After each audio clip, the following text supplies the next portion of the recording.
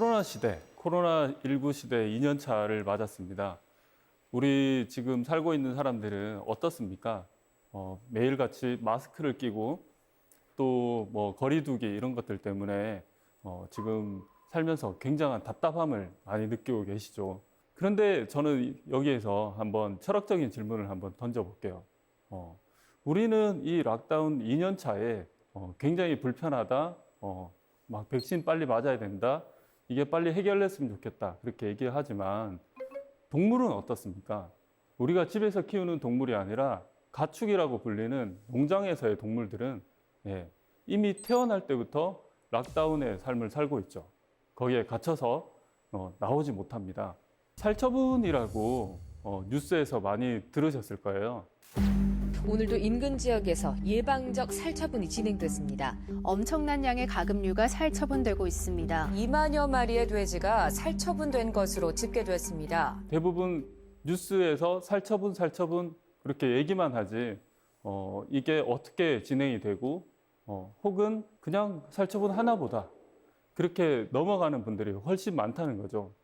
그런데 옆에서 그거를 지켜보기 시작하면 굉장히 잔인하고 정말 막 그 울음소리가 끊이지 않는 그런 정책이 살처분 정책입니다. 지금까지 1억 마리가 넘는 그런 동물들이 살처분이 되고 매년 살처분이 그렇게 이뤄지고 있지만 또 그 이슈는 바이러스가 지나가고 나면 잊혀지고 또 잊혀지고 사람들한테는 계속해서 잊혀지는 이 방역 정책이 살처분입니다.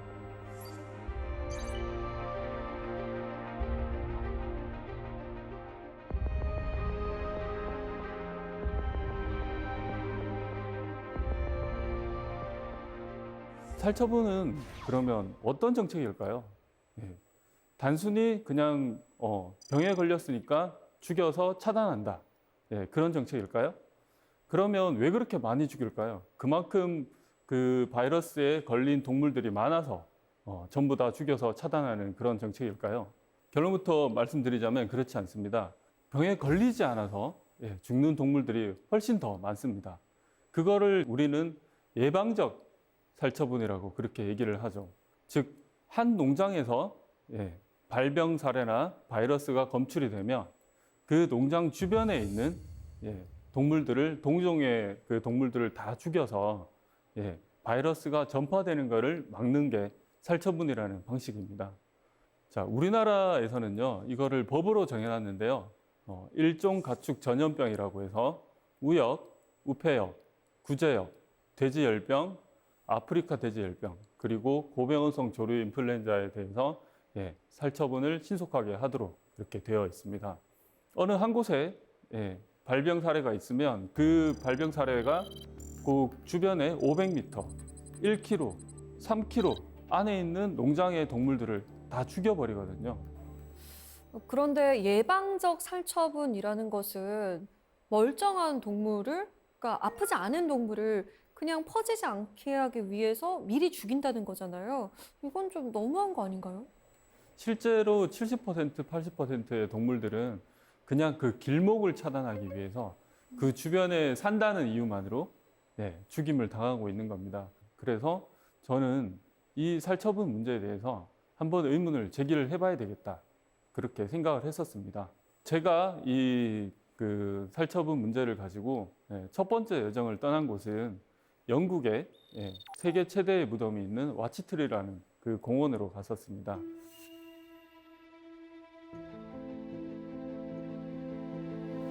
이곳은 그 런던에서 북서쪽으로 한 6시간, 8시간 정도 가면 있는 컴브리아라는 그 도시에 있는 공원인데요. 우리가 저곳을 알게 된 거는 2001년도 영국의 사례였습니다. 영국에서도 2001년도에 굉장히 이제 살처분이 많이 일어났습니다. 그때 구제역이 전국적으로 퍼져서 1000만 마리 이상의 살처분이 이루어졌다고 합니다. 구제역이라고 하는 것들은 그 바이러스의 특성상 굽이 있는 그런 동물들이 살처분이 되거든요. 그러면은 우리가 봤을 때 양이라든지 돼지라든지 소라든지 그렇게 축종이 좀 큰 그런 축종들이 살처분이 되는 거죠. 2001년도에 대번 지역에서 이렇게 퍼지고 난 이후에 그 북서부 지방까지 그 바이러스가 퍼지기까지 굉장히 빨리 걸렸습니다. 그러고 난 뒤에 영국 정부에서는 살처분 일변도의 정책으로 이걸 막으려고 했죠. 그 결과 지금 여기에 보이는 저 공원같이 굉장히 이렇게 정리정돈이 잘 된 저런 공원이 생겼습니다. 저 아래에는 50만 마리의 동물의 사체가 묻혀져 있습니다. 자, 세계 최대의 무덤이죠, 이곳이. 이 세계 최대의 무덤이 주는 교훈은 우리한테 뭘까요?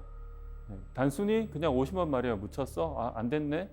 그런 게 아니라 그 당시를 생생하게 기억하고 있는 분들을 저희가 만나보니까 하나의 정책으로 그렇게 갔을 때 어떤 대책도 없고 결국은 계속해서 죽일 수밖에 없는, 그러니까 지역 공동체가 붕괴되고 축산 산업이 붕괴되고 이렇게 하더라도 대책이 없더라는 거죠. 만일 저때 영국이 백신 정책을 좀 생각을 하고 있었다면 더 빨리 막을 수 있었겠죠. 그런데 영국이란 나라는 계속해서 백신이 아니라 살처분을 고집하는 그런 나라였습니다. 저 당시에 그 지방에 있던 컴브리아 지역에 있던 농부들이 굉장히 파산을 많이 했고 심지어 어떤 분들은 자살을 많이 했다고 합니다. 왜냐하면 다시 저거를 그 자신의 어떤 산업, 축산 산업을 일으키는데 굉장히 시간이 많이 오래 걸렸거든요. 그리고 저 동네에 있는, 쉽게 얘기해서 그 구지역에 걸릴 수 있는 그런 축종들이 다 죽었기 때문에 그냥 한마디로 말해서 전쟁처럼 황폐화가 된 거예요. 그 당시에 그 어떤 비디오 자료를 제가 보니까 막 검은 연기들이 들판에서 계속 피어오르고 있는 것을 볼 수 있었습니다.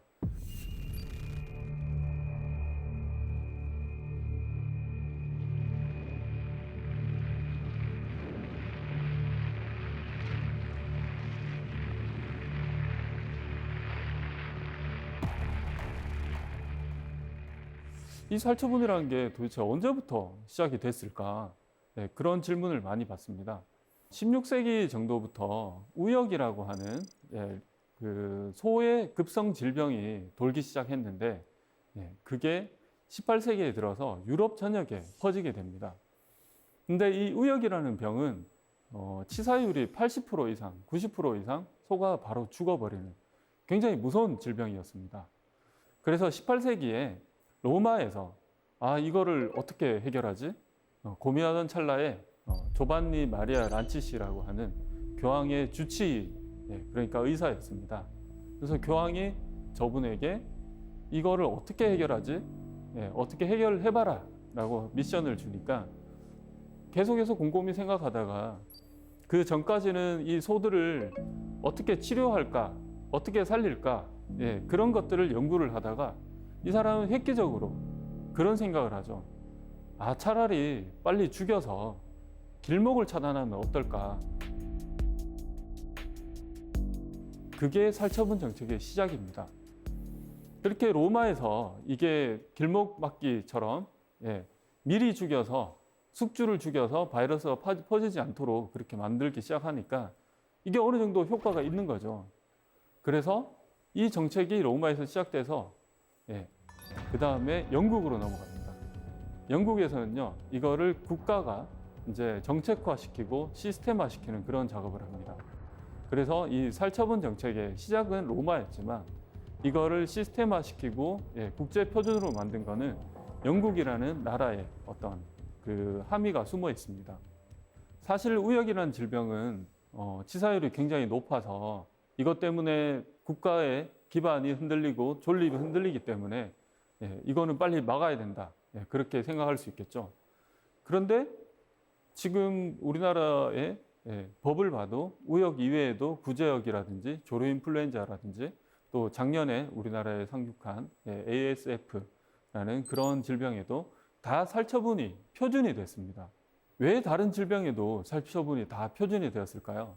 영국은 우리가 알다시피 18세기 산업혁명 이후에 굉장히 대영 제국의 시대를 맞았습니다. 그래서 전 세계 각국의 자기네들만의 식민지를 만들게 되죠.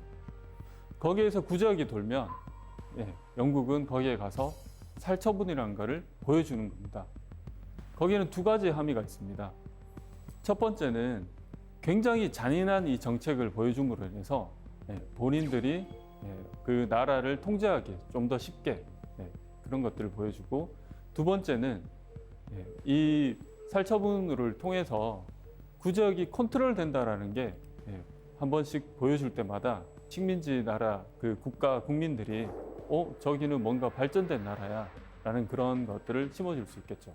그 이후에 이제 20세기가 돼서 백신이 개발되기 시작합니다. 그러면 백신을 쓰면 되지 않냐 그렇게 생각할 수도 있지만, 그 이후에도 영국은 아니야, 계속 살처분을 해야 돼. 그러면서 청정국 지위라고 하는 저지위를 부여하게 됩니다. 저게 뭐냐 하면, 청정국은 백신을 쓰지 않고 살처분만으로 구제역을 컨트롤하는 국가, 그거를 우리가 흔히 청정국이라고 하죠. 두 번째 단계는 백신을 써서 구제역을 컨트롤하는 국가. 세 번째 단계는 백신도 쓰지 않고 아예 그러니까 컨트롤이 안 되는 그런 국가.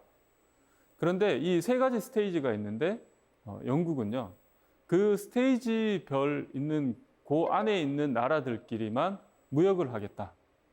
그렇게 천명해 버리죠. 그렇게 되면 이 국제 무역 전쟁이 일어납니다. 왜냐하면 고기라든지 살아있는 뭐 가축이라든지 이런 것들이 영국이 그 당시만 해도 굉장히 큰 손이었기 때문에 그 다른 나라에서 영국에 팔려고 하면 자기네들이 살처분을 해야 팔 수 있는 거죠. 미국 같은 나라도 거기에서 기른 가축들을 구제역이 돌았을 때 살처분을 해야 영국하고 무역을 할 수 있는 그런 지위를 부여해 줍니다. 중국은 백신을 쓰고 있는데 영국은 백신을 쓰지 않잖아요. 그는 중국의 값싼 어떤 그런 농산물이나 고기라든지 이런 것들이 영국에 못 들어오도록 막을 수 있는 법을 만들어 버린 거죠. 그래서 영국은 이렇게 철저하게 국제 무역에서 우위를 점하기 위해서 이 살처분 정책을 이용하기 시작합니다. 그 배경에는 옛날부터 갖고 있던 어떤 영국 귀족들의 혈통종 사랑 이런 것들이 있습니다. 영국은 옛날부터 강수량도 풍부하고 풀이 잘 자라고 그 기후 조건이 좋아서 저렇게 좋은 혈통종을 기르기에 좋은 나라였습니다. 제가 갔던 저곳은 킹턴쇼라고 하는 영국의 축산 박람회인데요. 저기에서 여전히 영국의 원래 고유에 있었던 그런 혈통종을 뽐내는 박람회가 열리고 있었는데요. 저기에서 만났던 사람들에게 인터뷰를 해보면 전부 다 대부분 자기가 기르고 있는 가축에 대해서 엄청난 자부심을 갖고 있었습니다. 그런데 이 혈통종 사랑이 사실은 또 살처분에 영향을 미치기 시작합니다. 예전에 대영제국 시절에 식민지에서 여러 그 축종이 들어오겠죠. 그러면 영국은 원래 키우던 혈통종이 있었고 그 혈통종들은 대부분 귀족이 키웠습니다. 한마디로 말해서 파워가 있는 사람들이 키웠겠죠. 그 귀족들이 식민지나 다른 나라에서 들어온 그런 동물을 보면서 어떤 생각을 했겠습니까? 내가 키우는 것보다 저게 더 나으면 안 되는데 뭔가 계급을 지으려고 그렇게 했겠죠. 그런데 그때 구제역이 돌기 시작하니까 그러면은 우리는 살처분하지 말고 외국에서 들어온 다른 종은 다 죽여서 좀 이 병을 좀 막았으면 좋겠네. 왜? 그 귀족들은 당시에 법을 만들고 그 사회를 어떻게 이루는 그런 사람들이었기 때문에 그게 가능했죠. 그게 바로 박멸주의라고 하는 겁니다. 다른 말로 섬나라 마인드라고 또 그렇게 얘기하기도 하는데, 외국에서 들어오는 모든 바이러스라든지 뭐 그런 것들을 다 박멸하자, 없애자. 그래서 무관용의 원칙으로 대응하자. 그게 섬나라 마인드의 박멸주의입니다. 그러면 영국은 이런 마인드를 갖고 있는데 다른 나라는 어떨까요? 대륙국가, 네덜란드, 프랑스, 독일, 그런 이제 서유럽의 대륙국가들은 좀 영국과 다른 어떤 생각을 갖고 있었습니다. 저는 네덜란드를 취재를 갔었는데 지금 보이는 저 농장에 가니까 농부가 굉장히 이렇게 시스템을 잘 만들어 놓고 있더라고요.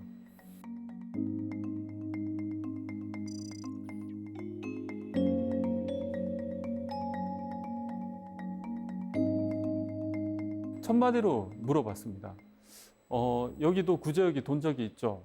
네. 그러면은 그 구제역을 어떻게 컨트롤해야 되는 게 맞는 겁니까? 라고 물어보니까 대부분의 네덜란드 국가의 어떤 사람들은 살처분을 우리는 원하지 않는다. 더 이상 원하지 않는다. 네, 그렇게 얘기를 했습니다. 왜냐하면 대륙국가의 마인드는요. 이걸 공존주의라고 이렇게 얘기하기도 하는데 우리나라의 경상북도랑 충청북도랑 뭐 강원도랑 뭐 경기도랑 이렇게 다 붙어 있잖아요. 그게 그냥 우리가 이렇게 임의적으로 나눈 국경이나 경계지만 사실은 자연적으로 봤을 때는 저게 그냥 하나의 대륙입니다. 그래서 외국에서 들어오는 바이러스라는 그런 개념이라기보다 우리가 다 같이 이렇게 퍼지는, 공유하는 그런 바이러스의 개념인 거죠. 그렇다고 하면 꼭 굳이 영국처럼 꼭 막 죽여서까지 박멸해야 된다. 이것보다는 좀 더 합리적으로 우리는 이거를 좀 막아보자. 그게 대륙국가의 마인드였습니다. 네덜란드는 그래서 바이러스를 매니지먼트하기 시작했습니다. 지금 보이는 이 그림은 더치 컴파트먼트라고 불리는 어떤 그 방역대에 대한 그림인데요. 우리는 방역대를 지자체별로 이렇게 나눠서 방역대를 그리지만 네덜란드는 축종별로 혹은 도로와 어떤 그런 것들을 다 배경으로 해서 방역대를 이렇게 형성을 해 놓습니다. 그래서 총 12개의 방역대를 만들어 놓고 그 방역대 안에서 4개씩 묶어서 지금 A, B, C, D 방역대를 만들어 놓습니다. 왜냐하면 스탠드 스틸이라고 하는 일시중지 명령이 있는데 우리나라도 마찬가지죠. 살처분이 딱 처음에 시작되거나 바이러스가 가축에게 발생하면 일시정지 명령을 내립니다. 그래서 그 가축 간의 이동도 금지되고 뭐 우시장이라든지 그렇게 시장으로 팔려 나가는 것도 다 금지됩니다. 그런데 그게 길어지면 어떻게 되겠습니까? 사료값은 계속 들어가고 축산 농가는 힘들어질 수밖에 없겠죠. 그리고 소비자한테는 그 고기값이 계속 올라갈 수밖에 없을 겁니다. 그래서 네덜란드는 A 지역에서 만일 발생을 했다. 그러면은 B와 C 정도는 조금 완화된 그런 정책을 쓰고 D 지역은 뭐니까 저기에서는 자유롭게 이동을 가능하게 한다든지 그런 식으로 우리의 어떤 일반도적인 그런 정책과 다른 그런 정책을 펴고 있었습니다. 제가 네덜란드에 가서 더 놀란 점은요. 지금 보이는 이 수석 방역관인데 이분이 구제역 프리, 그러니까 구제역 살처분 프리 선언을 저희랑 인터뷰하면서 했다는 점이죠. 되게 영국에 갔다 와서 아직까지 살처분이 대세구나라고 느꼈는데 네덜란드에서 만난 수석 방역관이 아닙니다. 저희는요 구제역을 더 이상 살처분하지 않겠습니다. 어떻게 그게 가능해요? 디바 백신이라고 해서 감별 백신 같은 것들을 사용해서 딱 뭔가가 발생을 하면 그 혈청형을 파악해서 거기에 딱 맞는 백신을 이틀 내로 공급을 하고 백신을 통해서 그 더 이상 살처분을 하지 않겠다라고 얘기를 했습니다. 되게 고무적이죠. 그래서 그렇게 그 구제역에 백신을 쓰기 시작하시면 이 EU의 그 협정을 위반하시는 건데 괜찮겠냐? 우리는 그래도 국민이 원하지 않기 때문에 어쩔 수 없이 이렇게 가야 되고 거기에 대한 여러 가지 서류라든지 그런 것들을 다 준비해놨다라고 그렇게 얘기를 했죠. 결국은 어떤 무역 문제라든지 국가 간의 문제라든지 그런 것 때문에 18세기부터 계속해서 이어져 왔던 그러니까 근 한 300년 동안 살처분 일변도의 정책으로 전 세계가 같이 했는데 드디어 구제역 프리를 선언하겠다라고 하는 그런 국가가 나타나게 된 거죠.